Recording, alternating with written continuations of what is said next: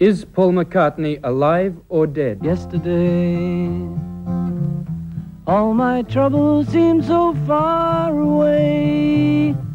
Now it looks as though they're here to stay. Oh, I believe in yesterday. James Paul McCartney was born on the 18th of June, 1942, in Liverpool. Now at the age of 27, he is either a millionaire Beatle with a beautiful wife, or he's dead and has been for about 2 years. According to the rumors, he is supposed to have died in a car crash in 1966.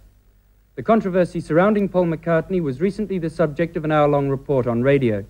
5AD's Martin Smith presents the evidence. Started in Detroit. A group of university students were playing tapes backwards and forwards, different speeds. They gave their evidence to a disc jockey in Detroit. His name was Russ Gibb, and together, collectively, they thought Paul McCartney had died. I understand they still do.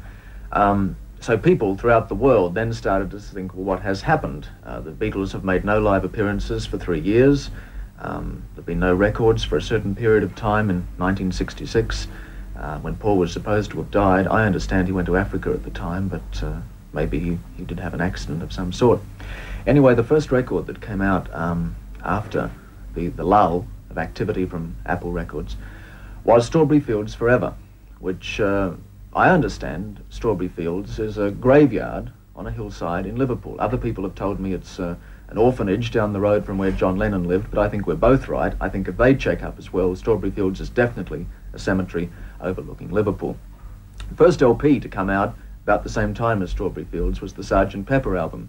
The cover of this, as well as some of the songs on it, is very interesting. If you look at the minute detail which is on there, you can find that the Beatles are actually gathered around what looks like a grave. This could be the grave they buried their old Sound of Music in, but it could be the grave that they buried Paul in. He's standing head and shoulders above the rest. He's meant to be a lot shorter. Around his wax model from Madame Tussauds are heads of Marlon Brando, who met a tragic death in The Wild One, and also Tom Mix, and he died in a car accident. On the back of the album, Paul has his back to us. On the inside photos, the initials OPD are on his arm. Does that mean, oh, Paul is dead? There's a guitar with left-handed strings, left-handed guitar on the around the grave.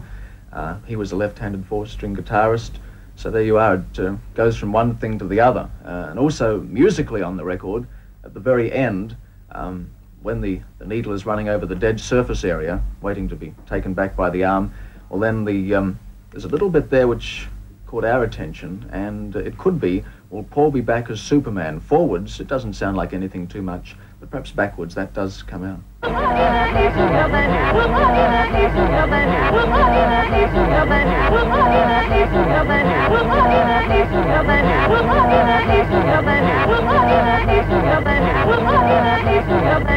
There are certain things on the Magical Mystery Tour album as well, visually and music-wise, which proved interesting. For instance, you can look at some of the photos.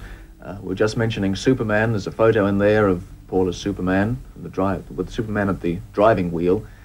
Paul thought he was the driver. There's also a couple of shots of Paul without his shoes on, which is the mark of a corpse in Italy. His shoes are to the side of him. And the last album, which has been released here in Australia, the Abbey Road album, probably musically we haven't been able to find too much yet. People have read certain things into certain tracks so far. But certainly the cover is rather fascinating. You have the four Beatles walking across Abbey Road, which is where the EMI recording studios are in London, where they record. John Lennon is dressed as a religious figure. Following him is Ringo. He's dressed as an undertaker. Then you've got McCartney. He's out of step and barefoot and dressed in a normal suit, the mark of the corpse again. And then follows up George Harrison as a kind of hippie gravedigger dressed in jeans.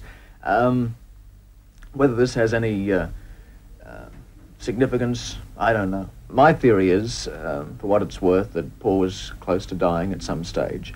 And now, when it's all over and he is better, they, and especially John Lennon, who is known to have this cynical mind, can look back on it and make one big joke out of it. I told you about the war is a mean man.